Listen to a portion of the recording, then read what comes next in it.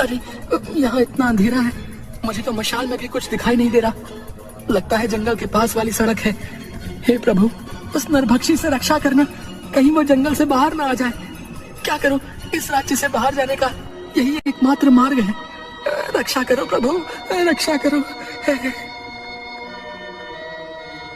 तभी झपट्टा का पैर किसी वस्तु से टकरा गया।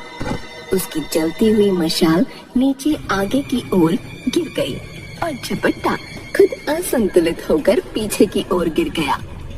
तभी नरभक्षी की दर्द से चिल्लाने की आवाज आई। वो खड़ा हुआ। उसके गले में पड़ी मुंडियों की माला जल रही थी और उसने दर्द से जोर जोर से चिल्लाते हुए वो माला तोड़ दी। ये दृश्य देखकर झपट्टा के होश उड़ गए। तभी घोड़ों पर बैठे सैनिक हाथों में मशालें लिए दौड़े आए। उन्होंने नरभक्षी पर रस्सी फेंककर उसे बांध लिया। वाह झपट्टा महाबली, आपने एक ही झपट्टे में इसकी माला जला दी। आपको देखकर कोई नहीं कह सकता कि आपने इतने खतरनाक नरभक्षी को एक झपट्टे में नियंत्रित कर लिया। अगले दिन राज दरबार में झपट्टा हाथ जोड़कर, महाराज, आप चाहते थे कि नरभक्षी जिंदा पकड़ा जाए, तो वो आपकी सेवा में हाजिर है। वाह झपट्टा महाबली, मान गए तुम्हें। तुमने जो कहा वो कर दिखाया। तुमने अपने प्राणों तक की परवाह नहीं की। महाराज, मैं तो केवल आपका सेवक हूँ और हर हाल में आपकी आज्ञा का पालन करना ही मेरा कर्तव्य है। झपट्टा, तुम्हारे बल, साहस और बुद्धि की हम सराहना करते हैं। तुम सम्मान एवं पुरस्कार के अधिकारी हो। कहकर राजा अपने गले का एक हार उतारकर झपट्टा की ओर बढ़ाता है। झपट्टा महाबली, तुमने जो कार्य किया है वो कोई साधारण मनुष्य नहीं कर सकता। हम जानते हैं तुम्हारे पास अवश्य इंद्रदेव की दिव्य शक्तियां हैं। सुनकर झपट्टा मुस्कुराने लगा और राजा मंत्री के कान में कुछ कहता है। झपट्टा महाबली, आज से आपका वेतन दुगना कर दिया गया है। सच्ची महाराज, आप सच कह रहे हैं? हाँ, आज से तुम्हारा वेतन दुगना हो गया है। जाओ, खुशी मनाओ। झपट्टा नाचते हुए घर पहुंचा। अजय, क्या हुआ? पागल तो नहीं हो गए? आप भागे क्यों नहीं? कल तक तो जान के लाले पड़े हुए थे। अरे रुको रुको भाग्यवान, एक साथ इतने सवाल पूछ रही हो हैं? हाँ तो क्या हुआ, बताइए ना। तभी बाहर से झपट्टा की माँ लाठी टेकती हुई आई। अरे बेटा, क्या सभी गांव वाले जो कह रहे हैं वो सत्य है? हाँ माँ। क्या सत्य है, कोई मुझे भी तो बताओ। अरे जो बात पूरे गांव को पता चल गई तू नहीं जानती? मेरा बेटा महाबली है, महाबली। इसने सच में नरभक्षी को जीवित पकड़ लिया। क्या? नरभक्षी को पकड़ लिया, वो भी जीवित? हाँ हाँ हाँ। अरे बहू तो बिल्कुल पगला गई है, कहकर वो घर के भीतर चली गई। ये देखो, राजा ने इनाम में दिया है और मेरा वेतन भी दुगना कर दिया। तुम अपने लिए कोई आभूषण बनवा लेना। हाँ, आप सही कह रहे हैं। एक अंगूठी, हार, चूड़ियां, कान की बाली। सुनिए, इतना बहुत है ना? मैदान में सैनिक अभ्यास कर रहे थे और झपट्टा वहीं धूप में बैठा सुस्ता रहा था। झपट्टा महाबली जी, क्या वास्तव में आपके पास इंद्रदेव की दिव्य शक्तियां हैं या महाराज ने ये बात उपहास में कही थी? अरे महाराज क्यों उपहास करेंगे? उनका कहा एक एक वचन सत्य होता है। इसका अर्थ है कि आपके पास वास्तव में। झपट्टा जोर जोर से हंसने लगा। ओह, अब समझ आया कि आप सभी हाथियों में से सफेद हाथी को अधिक पसंद क्यों करते हैं। सुनो सेनापति, यहाँ बैठो, तुम्हें एक रहस्य बताता हूँ। सेनापति उसके पास बैठ गया। तब झपट्टा धीरे से बोला, मेरे पास इंद्रदेव की शक्तियाँ हैं, ये सत्य है। क्या तुम जानते हो, वो भी मुझसे डरता है। इंद्रदेव आपसे क्यों डरते हैं? अरे धीरे बोलो, कोई सुन लेगा, धीरे। अब झपट्टा महाबली पूरी बात समझाइए। वो तो देवता है, भला आपसे क्यों डरेंगे? यही वो रहस्य है जो मैं किसी को नहीं बता सकता। अब कृपया बताइए ना, मैं जानने के लिए बहुत उत्सुक हूँ। मैं तुम्हें केवल इतना बता सकता हूँ कि मैं जितेंद्रिय हूँ। इंद्रदेव भी मुझसे घबराते हैं। मैं जब चाहूँ उनसे वज्र और ऐरावत मांग सकता हूँ। वो मुझे कभी मना नहीं कर सकते, समझे कि नहीं? हाँ, समझ गया, सब समझ गया। मंत्री जी, वो झपट्टा महाबली बहुत ही विचित्र व्यक्ति है और बातें भी विचित्र करता है। अब क्या हुआ? वो कहता है कि वो जितेंद्रिय है, जब चाहे इंद्रदेव से उनका वज्र और ऐरावत मांग सकता है। क्या उसने ऐसा कहा? बहुत गप्पोड़ व्यक्ति है, झूठी बातें बनाता है। उसने अकेले नरभक्षी को पकड़ा है। मुझे आज तक इस बात पर विश्वास नहीं हुआ कि उसने ऐसा किया है। यही तो रहस्य है सेनापति।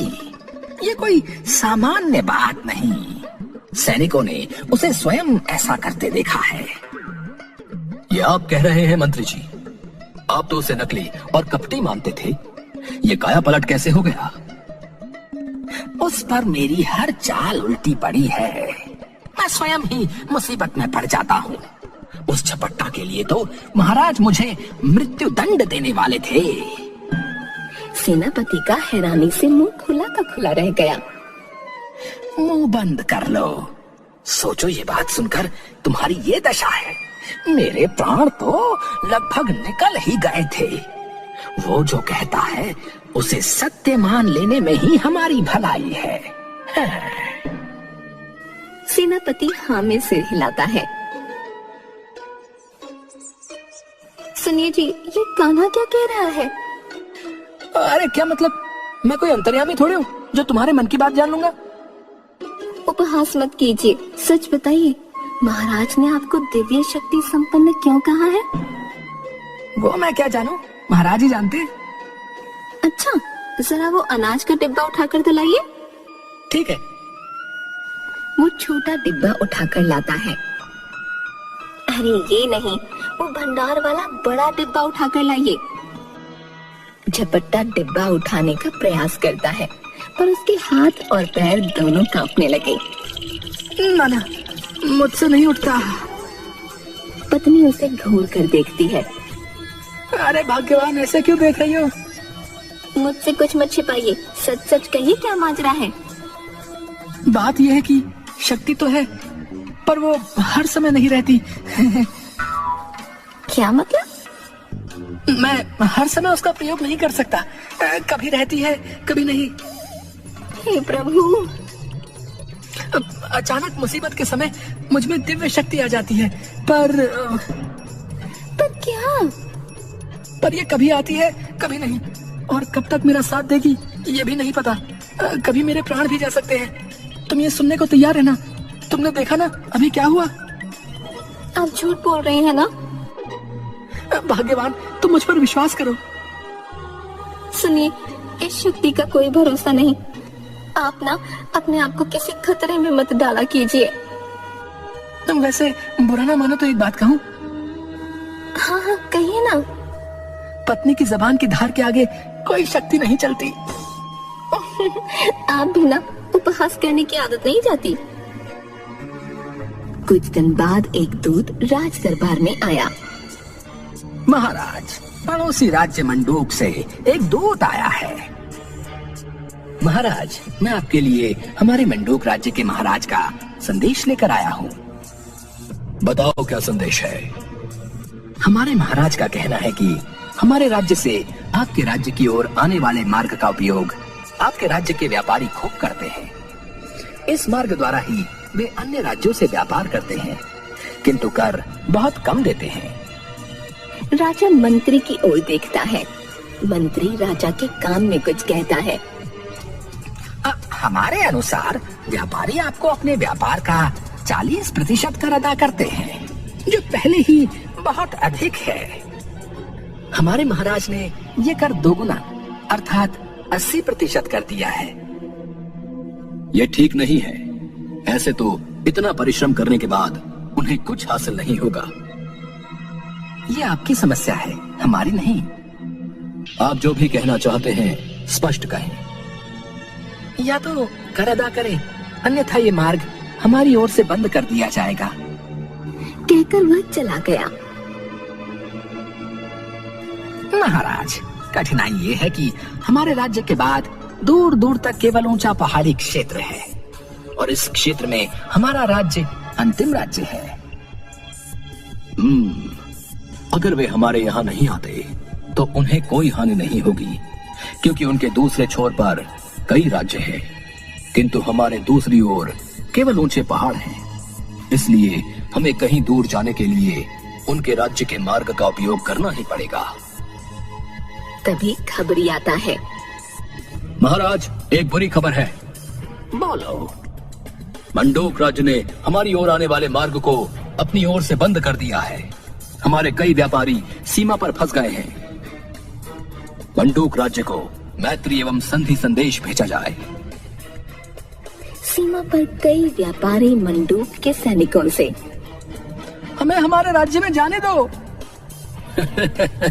अब तुम लोग कभी नहीं जा पाओगे, क्योंकि अब तो युद्ध होगा, युद्ध। कृपया हमें जाने दो, हमने आपका क्या बिगाड़ा है? सुनो, हमारी सेना तुम्हारे राज्य पर आक्रमण करने वाली है। तुम लोगों की सेना छोटी सी है, पर खजाना बहुत बड़ा है। वो अब मंडोक का है। कहकर वो जोर जोर से हंसने लगा। लगता है तुमने हमारे राज्य के झपट्टा महाबली के बारे में नहीं सुना। झपट्टा? ये कैसा विचित्र नाम है? झपट्टा नहीं, झपट्टा महाबली कहो। उनमें 10 हाथियों का बल है। एक ही झपट्टे में दाएं बाएं वालों का काम तमाम कर देते हैं। उनके पास इंद्रदेव की दिव्य शक्तियां हैं, समझे? महाराज, मंडूक से हमारे मैत्री संदेश का उत्तर आया है। बताओ, क्या उत्तर आया है? दूत संदेश हाथ में लिए सिर झुकाकर खड़ा हो गया। तुम पढ़ते क्यों नहीं? दूत ने संदेश आगे कर दिया। मंत्री ने वह लिया और देखकर चुप हो गया। मंत्री, तुम्हें सांप क्यों सूंघ गया? शीघ्र बताओ। अरे मूर्ख राजा, अब ये मार्ग केवल हमारी मर्जी से ही खुलेगा। तू युद्ध के लिए तैयार हो जा। तेरा पूरा खजाना अब मंडूक का है। मेरी सेना तेरी प्रतीक्षा कर रही है। तुरंत झपट्टा महाबली को बुलाओ।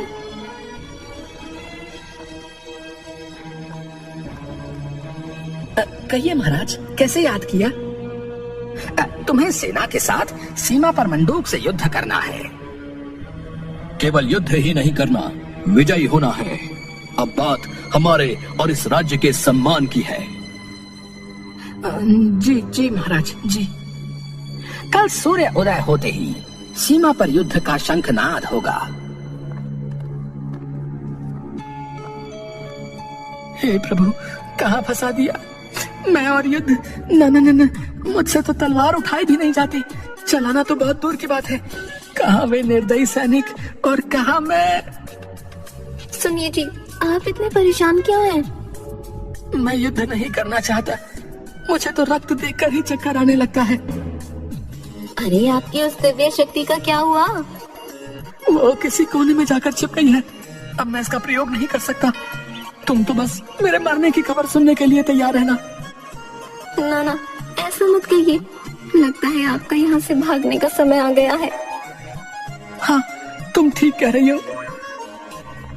झपट्टा एक साधु का वेश धारण किए, लंबी लंबी सफेद दाढ़ी मूंछ लगाए, हाथ में लाठी लिए रात को राज्य से भागने के लिए निकल गया। वो जल्दी जल्दी जाने लगा। बस एक बार इस राज्य से जान बचाकर भाग जाऊं, फिर कभी लौट कर नहीं आऊंगा। घर वालों को भी बुला लूंगा और आराम से जीवन बिताऊंगा। तभी एक पागल बैल दूर से उसकी ओर भागता हुआ आने लगा। झपट्टा ने देखा कि वो उसी की ओर आ रहा है। वो भागने लगा और बैल उसका पीछा करने लगा। किसी तरह गिरते पड़ते वो जान बचाकर वापस अपने घर पहुंचा।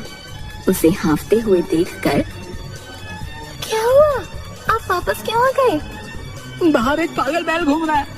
लगता है प्रभु नहीं चाहते कि मैं और जीऊं। तुम विधवा होने वाली हो।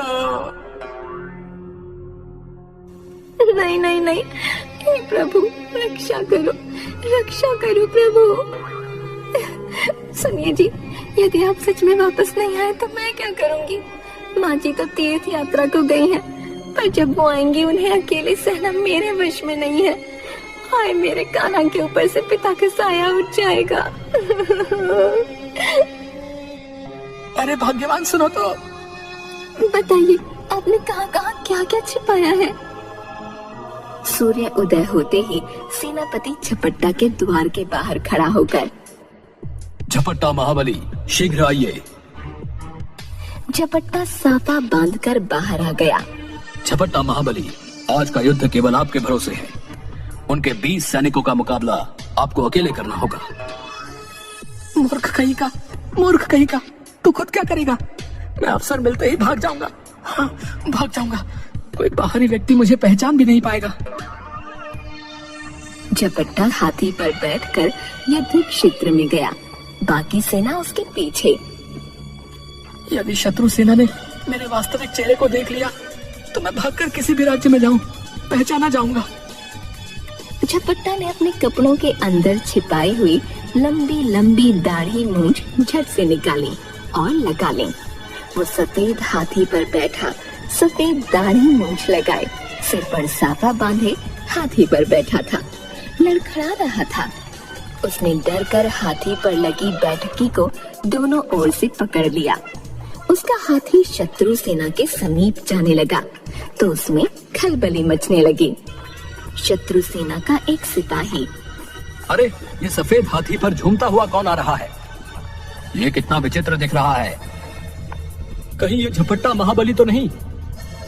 वही जो एक झपट्टे में ही। हाँ, वही। मैंने सुना है ये इंद्रदेव का अवतार है। कहीं ये सफेद हाथी इंद्रदेव का ऐरावत तो नहीं? मैं कहता हूँ अवश्य इसके पास दिव्य शक्तियां हैं। ये हम सबको एक ही झपट्टे में मार देगा। भागो और अपनी जान बचाओ। भागो भागो भागो, कहते हुए भाग गए। सेनापति ने आकर मार्ग खोल दिया। राज दरबार में मंत्री ने एक संदेश पढ़ा। महाराज, मंडोक राज्य आपसे क्षमा चाहता है और मैत्री करना चाहता है। उनकी ओर से आने वाले मार्ग का उपयोग हम अपनी इच्छा अनुसार कर सकते हैं। उन्हें कोई आपत्ति नहीं है। धन्यवाद झपट्टा महाबली, केवल तुम्हारे कारण ही ये संभव हुआ है।